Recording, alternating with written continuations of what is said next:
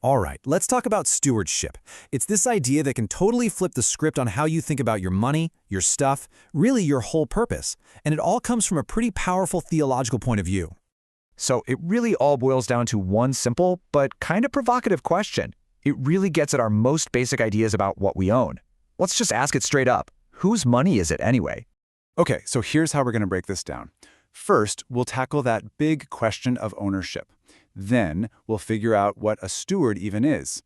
After that, we'll see what kind of questions this whole idea brings up, why it's such a big deal, and we'll wrap up with a pretty direct challenge to actually do something about it. All right, first things first. Before we can even get into the how-to of managing anything, we've got to get on the same page about who the real owner is. I mean, this is the foundation for everything else we're going to talk about. So the argument for this starts with a few key claims right out of the Bible. And the first one, it's super direct, no mincing words. It's from the prophet Haggai, and it basically says all the silver and gold, the classic symbols of wealth, they belong to God. And it doesn't stop there. The claim gets even bigger. It's not just about money or precious metals. This passage from Psalm says that ownership covers, well, everything. The whole planet and everything in it, including us. And this right here, this is where it all clicks into place. If you follow that logic, right? If everything already belongs to God, then whenever we give something, we're not really giving something new, we're just returning a small piece of what was already His to begin with. Okay, so if we go with that premise that we aren't the ultimate owners, then what does that make us? What's our job in all of this? And this is the big shift, right? We go from thinking of ourselves as owners to managers.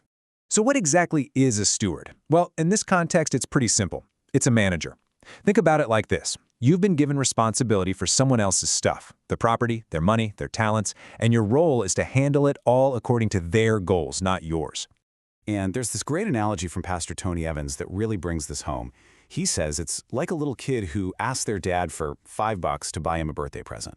Now, is the dad any richer? Of course not. It was his money to begin with. But he's just so touched by the child's heart, by their loving gesture. You see, it's not about the money changing hands. It's about the love behind it.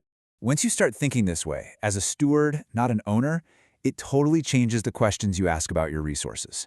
It really makes you focus on two key things: priority and purpose. So the first question is all about priority. When you get paid, or when some resource comes your way, who gets the first piece of the pie?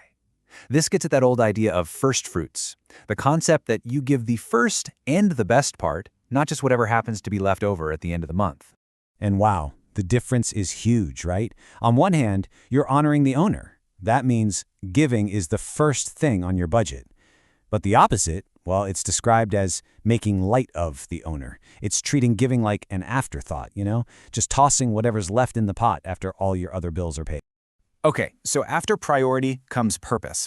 The second big question shifts from when you give to why you give. I mean, if you're managing stuff for somebody else, you've got to know what they want done with it, right? What is the owner's agenda for these assets? And that agenda, as it's laid out, has two main parts. First, the resources are supposed to be used in a way that brings glory to the owner, to show how important they are. And second, they're meant to be used to help other people, particularly those who are in need. So you might be thinking, okay, this is an interesting way to look at my finances, but why is this such a big deal? Well, it's because this idea of stewardship, it's really about way more than just money. It's seen as a huge deal for basically three reasons. First, how you handle your money, it's like a window into what's really going on in your heart. Second, it reveals who or what your real master is. And third, it's believed to have an impact that lasts, well, forever. And this famous verse really nails it. It's so easy to get this backward. It's not that your heart will eventually follow your money. It's that where you put your money right now shows where your heart already is. It's like your bank statement is really a statement about your heart. So all of this, it's not just some interesting idea to think about.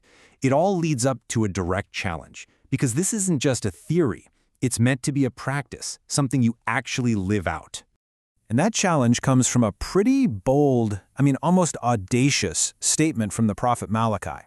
It's basically an invitation to put this whole principle to the test.